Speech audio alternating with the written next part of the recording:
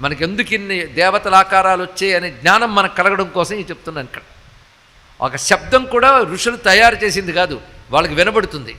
ఎలా వినబడుతుందంటే వాళ్ళ తపస్సు చేత వాళ్ళకొక ప్రజ్ఞ వస్తుంది, అతీంద్రియ ప్రజ్ఞ అని. ఆ ప్రజ్ఞకి ఆ శబ్దం వినబడుతుంది, రూపం కనబడుతుంది. అలా కనబడే రూపాన్ని వాళ్ళు వర్ణిస్తారు, దాన్ని ధ్యానం అంటారు.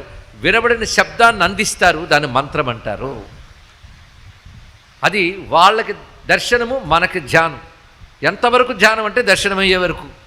అయితే ధ్యానించిన దానికి ఒక ప్రభావం ఉంటుందండి, ఇందులో సందేహం లేదు. చాలా కాలం క్రితం జరిగిన ఒక చిన్న సంఘటన చెప్పుకోవాలి. ఒకప్పుడు ఒక యాత్రికుడు, శివభక్తుడైన వాడు కుటుంబంతో ప్రయాణం చేస్తున్నాడు ట్రైన్లో. వెళుతూ ఉండగా హఠాత్తుగా ఒక చోట ఉగ్రవాదుల ప్రయోగం ఏదో జరిగి ఒక బ్రిడ్జి దాటగానే మరొక బ్రిడ్జి మధ్యలో ట్రైన్ డిరైల్ అయిందండి.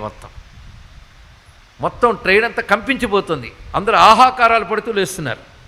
ఒక ఆయన మాత్రం నమశివాయ అంటూ లేచాడు అతను. ఎందుకంటే నిరంతర జపపరాయణులకి హఠాత్తుగా అదే గుర్తొస్తుంది. అందుకే నిరంతరం భగవన్నామం అనుకోవడం అలవాటు ఉంటే కష్టకాలంలో కూడా స్ఫురిస్తుంది. లేకపోతే అయ్యో అమ్మో చచ్చిపోతుండ్రా బాబు ఈ మాటలు గుర్తొస్తాయి. వాటి వల్ల చచ్చిపోవడం ఎంత ప్రయోజనం లేదు. అది భగవన్నామం అనుకున్న మహిమది. అది నమశివాయ అనుకోగానే వాళ్ళకి చిన్నప్పుడు నేర్పిన సంస్కారం ఏంటో కానీ మృత్యుంజయమూర్తి ధ్యాన శ్లోకం అతడికి స్ఫురించింది.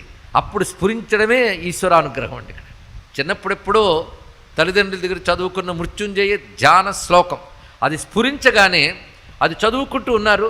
అందరిలాగే వీళ్ళు కూడా బ్రతికి బయటపడాలన్న ఉద్దేశంతో పరిగెత్తుకుని గేటు వైపు వెళుతున్నారు. తలుపు వైపు కదులుతోంది ట్రైను. సరిగ్గా అక్కడికి వచ్చేటప్పటికల్లా ధ్యాన శ్లోకం పూర్తయింది. ఎవరో ఆపినట్టు ట్రైన్ అంతా ఆగిందండి, డిరైలైన పెట్టెలతో సహా. అటొక బ్రిడ్జు, ఇక్కడ బ్రిడ్జు, ఎటు కాకుండా మధ్యలో ఆగింది. ఎటైనా ప్రాణాంతకం అయ్యేది. ఆ శ్లోకం మృత్యుంజయ ధ్యాన శ్లోకం.